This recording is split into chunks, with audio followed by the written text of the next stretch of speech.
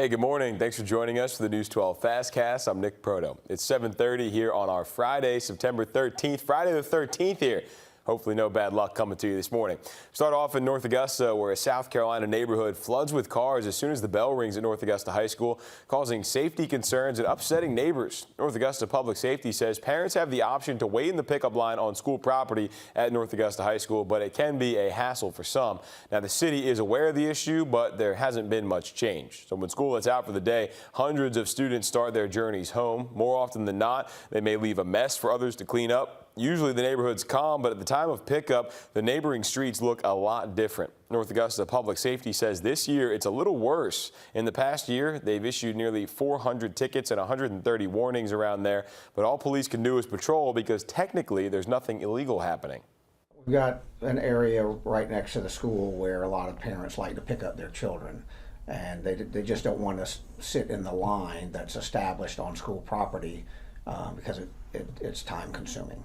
So they'll have their children walk to them in various areas of the neighborhood, which of course generates a problem for the residents. South Carolina DOT says the city can change the area from 2-hour parking to a no school pickup zone. A fire destroying a one-stop shop convenience store in McDuffie County, leaving nothing behind but rubble and a torn community. The Happy Valley store had been around for a century. At first glance, it may not look like much, but to the people who live around Happy Valley Road, this store was everything. Neighbors say it was a special part of the community because of how far they are from everything else. Some even say the store was like a second home.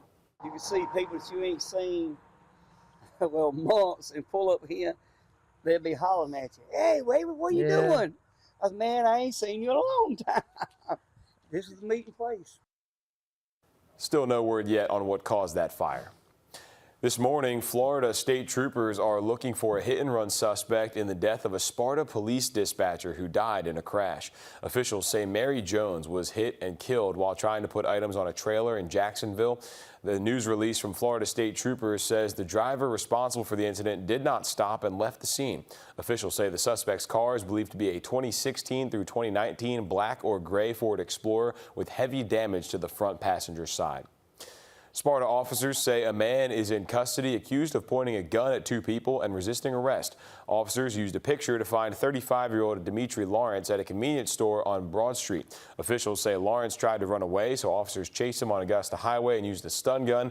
He continued to run and managed to get into a patrol car. Eventually, they stopped him with their stun guns again so he wouldn't drive off. Lawrence is in the Hancock County Detention Center facing a long list of charges. 2 of the victims from the deadly Appalachia High School shooting will be remembered this weekend. Plans have been set for one of the teachers and one of the students killed, Christina Arime and Mason Schermerhorn. Schermerhorn's memorial service will be at the Jefferson Civic Center tomorrow at 2 o'clock. Arime's funeral will be held at Hamilton Mill Memorial Chapel and Gardens at that same time. Next Friday, loved ones of Christian Angulo will hold his funeral. The Red Cross is helping a family after a house fire in North Augusta. Volunteers will give 6 people from Ruby Road financial assistance for immediate needs like food, shelter, and clothes. They'll also help a family of 5 from Graniteville after their home was destroyed on Roundstone Drive. The Red Cross urges people to be prepared for disasters, especially with it being National Preparedness Month. A boil water advisory is in effect for Denmark, South Carolina, while the Bamberg-Barnwell Emergency Center is closed. MUSC Health says that's because of a utility outage in the town and will send an update as soon as repairs are complete. Officials say the advisory is in effect because of low water pressure, adding some may not have water at all. Crews are working to restore water pressure there. The Richmond County School System has announced a tentative opening date for one of its schools. Students enrolled for Bel Air Middle School are at Langford Middle School right now until their new campus is ready. The school system says it hopes Bel Air Middle will be ready by October 21st. School leaders say they made the announcement so families have enough time to prepare for that transition, and families will get at least 2 weeks' notice for an official move-in date. Students walking away with up to 15 separate scholarships totaling $15,000 after last night's CSRA College Night. A packed house there at the Augusta Convention Center. Hundreds of colleges, technical schools, and other careers talked with students about life after high school. Students say the event gave them a whole new perspective about their opportunities after graduation. That there's a lot of things that I didn't know actually existed. Like a lot of I was just talking to one table and it's like, animation and stuff, and I didn't even know anywhere around here like offered that. For more than 30 years, the night continues to grow with more schools, military branches, and resources like career building seminars. Golden Harvest held a produce distribution for Georgia families to get fresh produce. A couple hours last night, each car could receive produce to feed 2 families.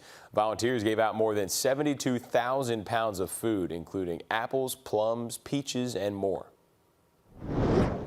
Happening tomorrow, the City of Aiken Parks, Rec, and Tourism is set to bring back the annual Touch a Truck event. It's a family-friendly event open to the public so kids can explore a wide array of vehicles. Organizers say the event runs from 9 to 1 at the Odell Weeks Activity Center on Whiskey Road. Just know their sensory hour will be from 9 to 10 for those who need a quieter experience. Commissioner Jordan Johnson is planning to host a community breakfast tomorrow. That's going to be at May Park Community Center at 9 a.m. It's a chance for the community to come together and bring up concerns you have at the moment. Community resources are expected to be set up as well. And Savannah River Brewery is ready for Oktoberfest. They are bringing back another year of special beers, live music, games, and more. That's going to be from 1 to 11 tomorrow, so plenty of time to get out there. And don't forget, the Hispanic American Cultural Association will kick off their annual Hispanic Festival today. That'll be at the Augusta Common from 6 to 11, and tomorrow from noon to 11. General admission is $5 each day, but kids 12 and under get in for free. There's going to be live music, authentic food from several countries, and much, much more. That's going to do it for the news side. Send it over to Tim now for a check at your Friday forecast. Now, it's been a little damp in a few areas here within, again, the last hour. Just very light rain developing kind of between Augusta towards Grovetown and I-20, kind of up towards Columbia County, up around the lake. So don't be surprised. Your path of travel, like we see at the Grovetown overpass here at exit 190, has had a few sprinkles within the last half hour. 72 degrees, but most areas have just been under the cloud cover here. Mostly cloudy skies, upper 60s, low 70s.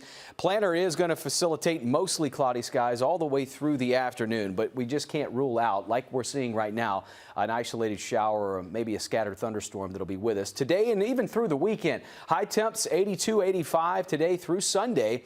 Will continue with a pattern of below average highs all the way through the middle and late part of next week. A drier outlook starts setting up as we move into Wednesday and Thursday with partly to mostly sunny skies. Have a great day, everyone.